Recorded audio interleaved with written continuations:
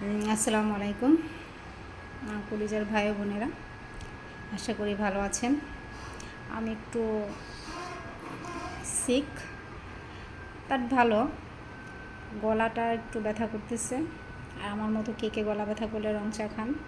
আর কাঁচা পাত্তির চা, যেটা আর কি আমি যেভাবে বানাই, কাঁচা পাত্তিটা দিব, 1 চামচ পাত্তি, 1 চামচ চিনি, আর তার সাথে আমি গরম পানি, ফুটন্ত গরম পানি ওই পাত্তি আর চিনির মধ্যে দিয়ে দিই। দেওয়ার পরে সেটা চামচ দিয়ে লাড়াচাড়া দিয়ে ঠিক এরকম একটা কালার আসে।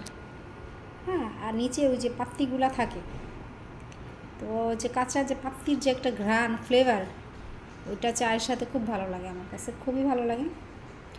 আপনারা বানিয়ে দেখবেন কেমন লাগে। হয়তো অনেকের কাছে ভালো নাও লাগতে পারে, বাট আমার কাছে ভালো লাগে। গলা ব্যথা করলে এই চাটা আমি একটু বেশিই খাই।